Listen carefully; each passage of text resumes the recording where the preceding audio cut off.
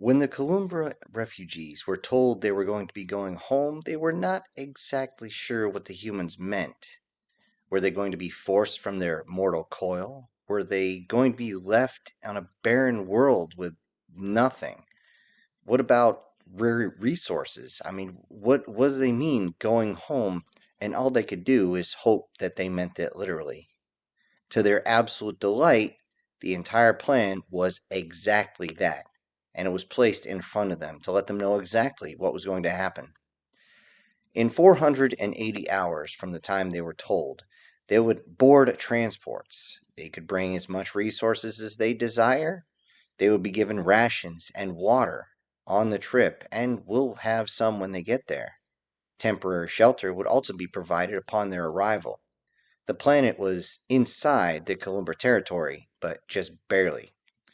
A small transmitter would also be left there, which was salvaged off a Columbra cruiser, and it will be able to contact their own people once they get within the system.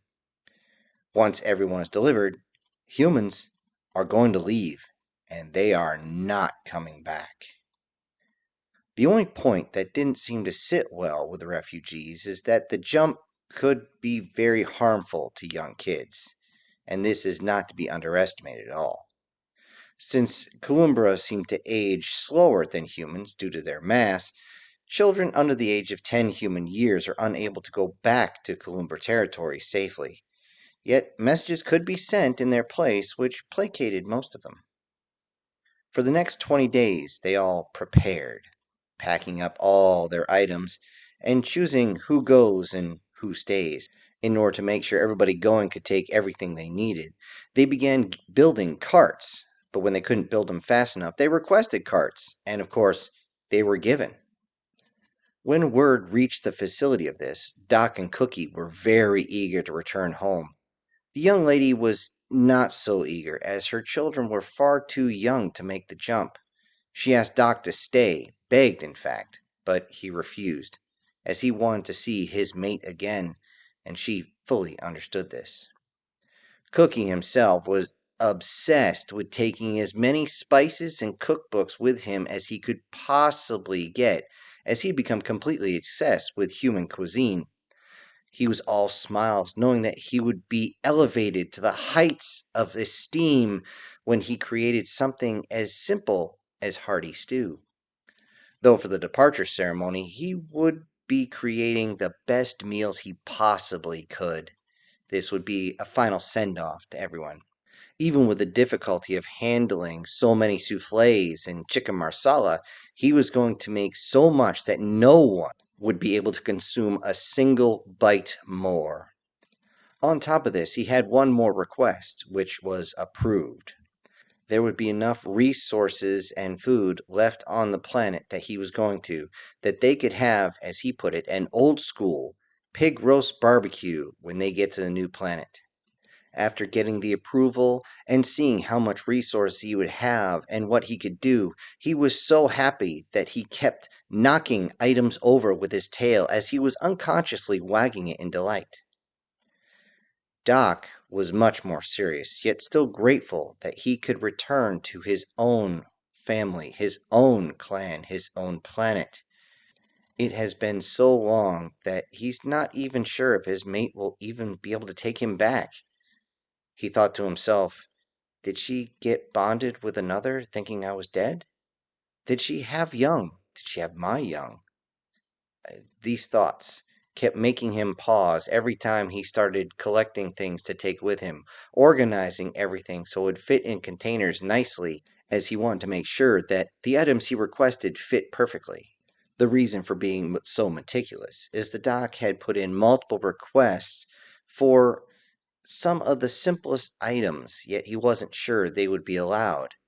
What he was surprised that he could take included things like a first edition Physician's Desk Reference, PDR, which may be over 100 years out of date, yet it will give them a rough idea why most Columbra are kept away from the humans.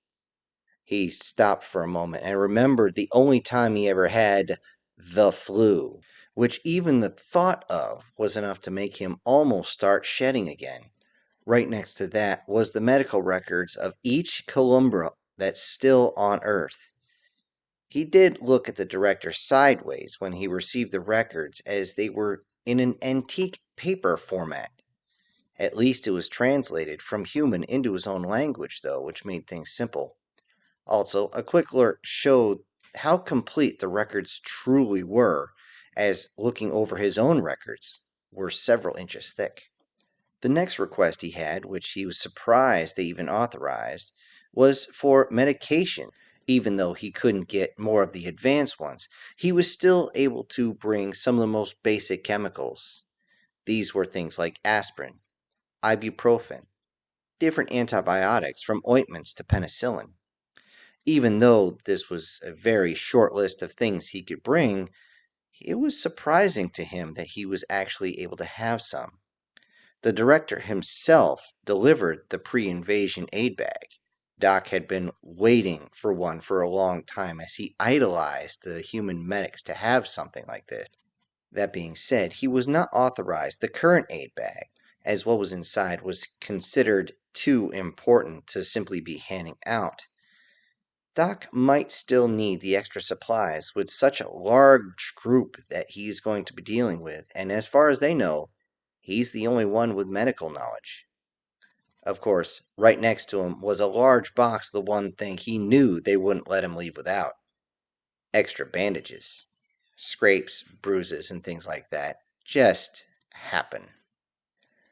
The young Columbra inside the facility were old enough to understand what was happening, and they understand why they were not going. However, that didn't stop them from being total pains in whatever you want to call a species butt about the whole thing. Whenever you heard a Columbra say that they're being a pain in the tail, well, we all knew what that meant. The staff definitely had their hands full, as the young ones were, well, quite rambunctious and a little bit irate about the whole situation. In order to cope with this, to cause a little bit of mayhem, not really any true problem, but also to burn off some of that young energy, they decided to fall back and just harass the staff. Using their size and mobility to their advantage, it was common to be suddenly surprised in the hallway as several little ones suddenly stretched from behind cover and jumped on one of the staff members. This, of course, left a scream down the hall, and everyone just kind of giggled and went, "They got another one." When the day came, the shuttle arrived right on time, and Doc and Cookie immediately loaded their items. Once everything was inside, they waved goodbye as the doors slowly closed. It was a sad goodbye, but at least the young lady was not alone. Her, if you can call him this, mate was by her side, and she held onto his arm so tight that his hand, well, he couldn't feel his fingers anymore, but he just kind of let it happen. The little ones by his legs held on too, while they waved goodbye to a shuttle that was simply disappearing off into the sky. Across all of human space, anywhere Columbra were told that they could go home, shuttles began to land on each of the planets. From the time it landed, it took at least 40 hours to load all personnel and equipment. The Columbra didn't exactly pack light. On each planet, they had to be reminded that accommodations were set up where they were going, so they did not have to bring the kitchen sink. The trip itself was not long, although jumps are not so fun if you're not strapped in tight, but they were on edge as they believed that there was still a chance of being spaced. This was until the descent. Everyone on board could feel the ship going through the atmosphere. The bumpy ride would suddenly smooth out once they reached the outer atmosphere. When the shuttle came to a rest, though, the doors seemed to open to a bright area. Every Columbra was amazed at what they saw. The humans had truly found a paradise world right near the border. The air was clean and crisp. The flora was very similar to the Kalbura homeworld, yet much more lush. They looked around, and there was even small fauna perfect for hunting, skittering about. As they exited, they wondered if they actually did die and somehow ended up in heaven. That is, until they saw the humans bringing their loading vehicles up to aid them in their relocation from the landing area all the way to the settlement. They had to bring a lot of vehicles because, well, again, they didn't pack light. The settlement itself had all the amenities promised and more. The humans had actually added a recreation center because there was still young ones inside and there was going to be a lot of downtime for everyone there as they waited for their transportation. Each new resident was shown to their own domicile, which was nothing fancy by any stretch of the imagination, but everyone was simply surprised that they had their own. While everybody unpacked, they were surprised as they could hear something outside. They went to go and listen, and they could hear instructions being given via loudspeakers. These instructions were simple things on how to use devices they might not have used before. Most of it was redundant as they had gotten used to human technology and so on. However, it was nice to make sure they had everything straight. After settling in, this is when the Kalumba realized they had not run out of surprises yet. The biggest one showed up as they realized they were seeing all the different refugees from all the different planets. And more than once, family finally reunited in a strong embrace as they believed that they had been killed off by some invisible predator lurking in the ether of space. But now they had each other at last. Later on, while the last of the shuttles loaded up their vehicles, equipment, and all the humans on the planet, another much larger ship made its way into Kalumba territory. This massive cargo hauler, the largest one humans had, was running completely empty with one small exception. There was a large transmitter inside the hull that used the entire ship as its own antenna. As soon as they got within Kalumba territory, they began transmitting the moment they entered the system. This transmitter sent out a single tone, not a data packet, and what it sent out was a single tone, which was originally used to track ancient underwater vessels back on Earth.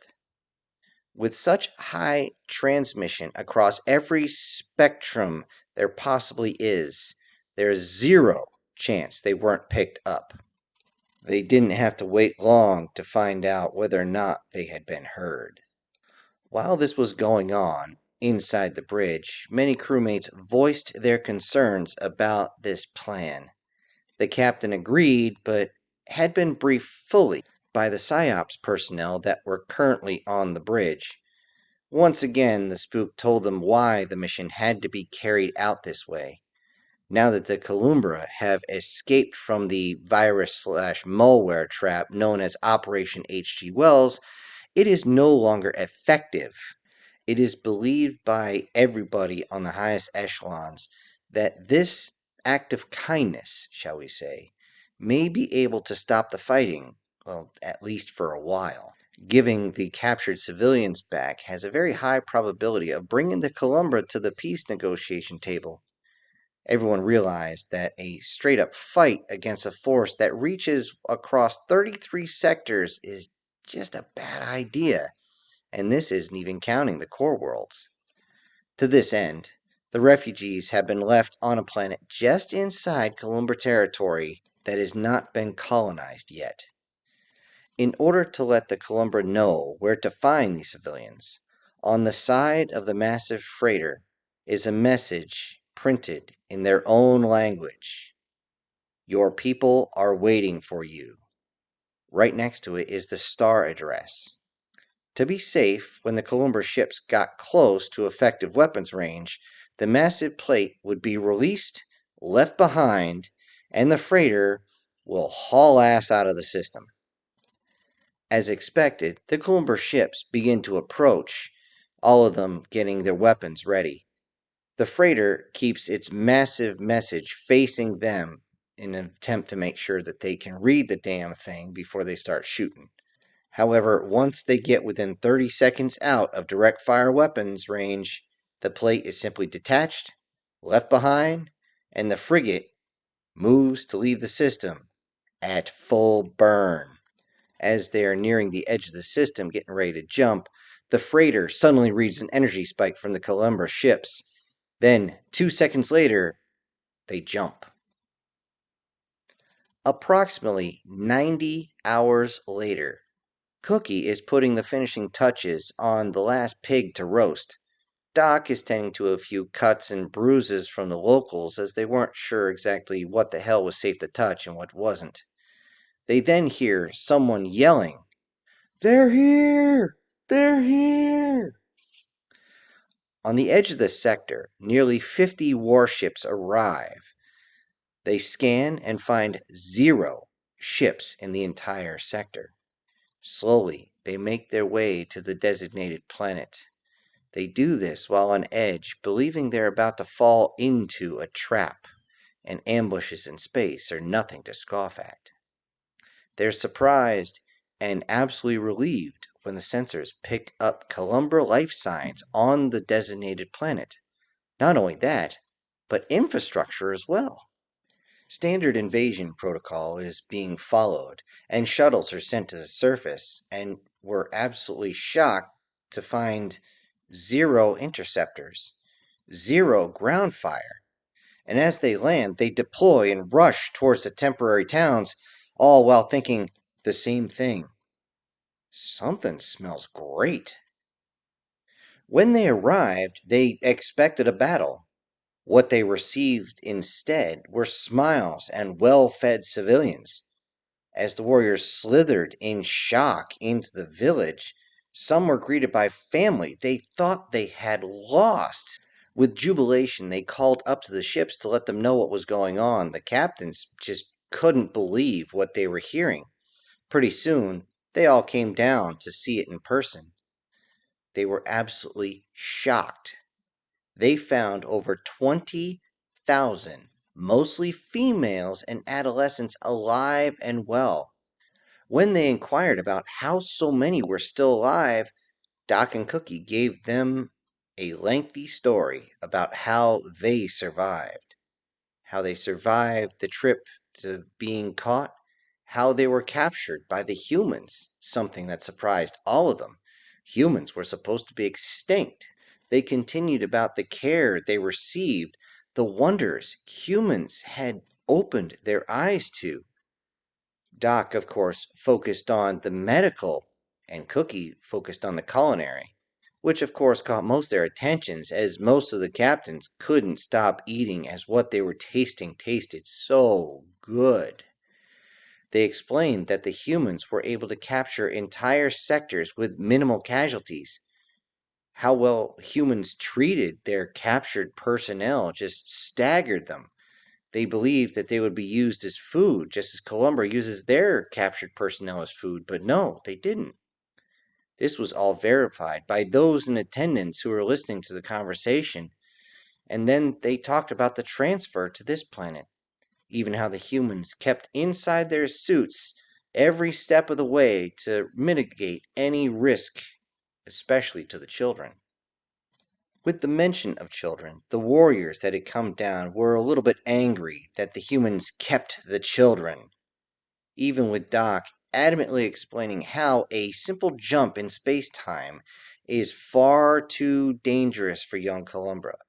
Even though this was common knowledge, this did not slow their anger from growing. The captains, though their minds were conflicted, they still had a duty, and their fleet was a battle group, not a transport fleet. The decision on what needed to be done next was not exactly their call. This was an unknown situation they were not outfitted for, so they needed help.